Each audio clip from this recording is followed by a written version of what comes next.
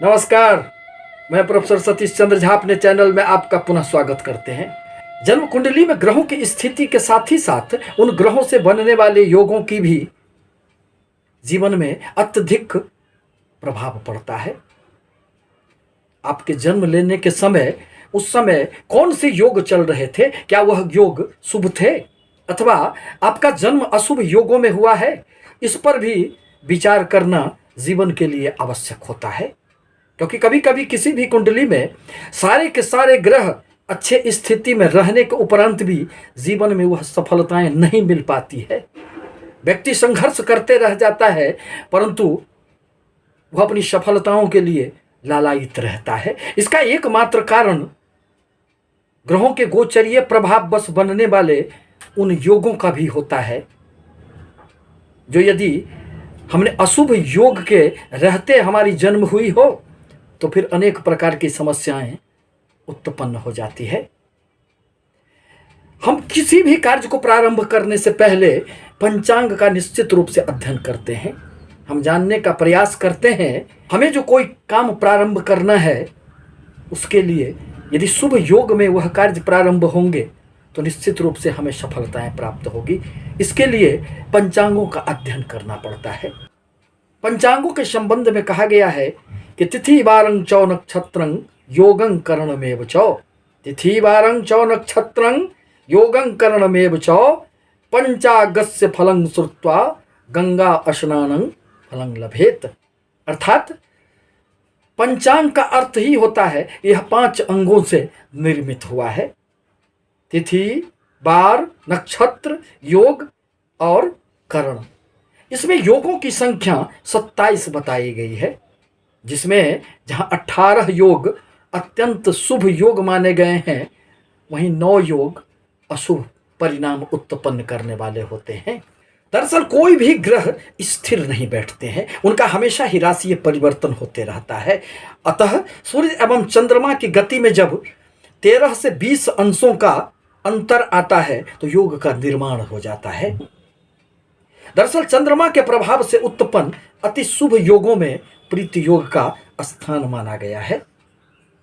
इसमें जन्म लेने वाला व्यक्ति अत्यंत भावुक एवं दयावान होता है। यह सौंदर्य प्रेमी भी बहुत अधिक होता है। किसी भी काम को यह अति उत्साह पूर्वक करने का प्रयास करता है।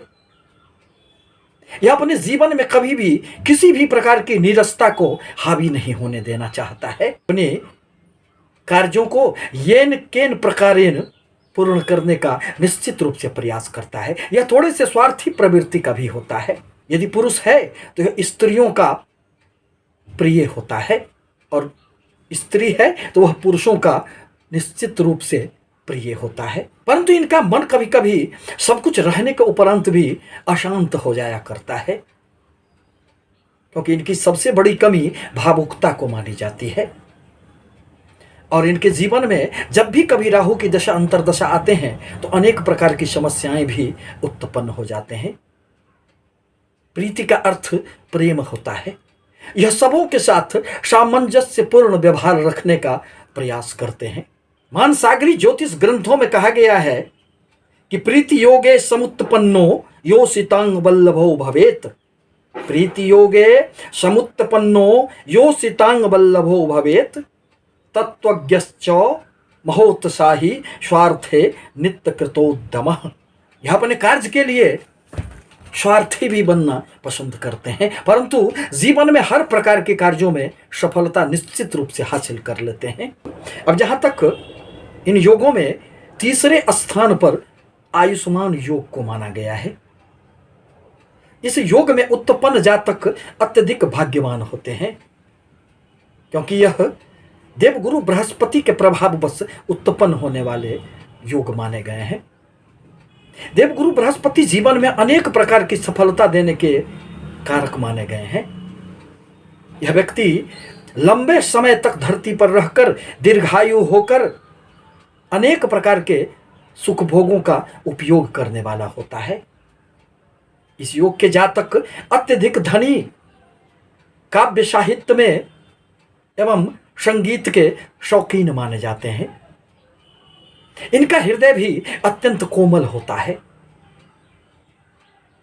और यह युद्ध में अत्यंत शक्तिशाली भी होते हैं। यह अपने किसी भी कार्य को कभी अधूरा छोड़ने का प्रयास नहीं करते हैं और जीवन में इन्हें खूब यश मान प्रतिष्ठा प्राप्त होते हैं। यह व्यक्ति जिस किसी दूसरे व्यक्ति को आयुष्मान होने का आशीष यदि देते हैं तो वह निश्चित रूप से फलित होता है। पुनः ज्योतिष ग्रंथों में इस संबंध में कहा गया है, आयुष्मानाम योगे चौ जातो मानी धनी कवि दीर्घायु सत्व संपन्नो युद्धे चाप्य पराजितः। अर्थात यह व्यक्ति आयुष्मान होने के साथ ही साथ युद्ध में कभी भी पराजित होने वाला नहीं होता है। चौथे योग के रूप में सौभाग्य योग का वर्णन प्राप्त है। यह योग बुध ग्रह के प्रभाववश उत्पन्न होते हैं। इस योग में जन्म लेने वाले व्यक्ति जातक अपने साथ ही साथ अपने माता पिता के लिए भी अत्यंत ही सौभाग्यशाली बनते हैं। अर्थात यह जिस घर में इनका जन्म होता है, इनके जन्म के साथ ही साथ उस घर की भी स्थिति में निश्चित रूप से सुधार हो जाती है। यह अपने कर्म के बदौलत जीवन में खूब सफलताएं भी प्राप्त करते हैं और इन्हें यश मान सम्मान यश प्रतिष्ठा की भी खूब प्राप्ति होती है। यह अपने गुण के कारण सर्वत्र पूजे जाते हैं। इन्हें सुंदर स्त्री एवं यदि यह स्त्री हैं तो सुंदर पुरुष इन्हें हमेशा ही आकर्षित करते रहते हैं। दरअसल ज्योतिष ग्रंथों में भी इस बात की पुष्टि होती है और कहा गया है कि सौभाग्ये च समुत्पन्नो राजमंत्री सौ जायते। सौभाग्ये च समुत्पन्नो राजमंत्री सौ जायते निपुणः सर्वकार्येषु वनितानां च वल्लभः। अर्थात इस योग में जन्म लेने वाला व्यक्ति निश्चित रूप से बुद्धिमान होता है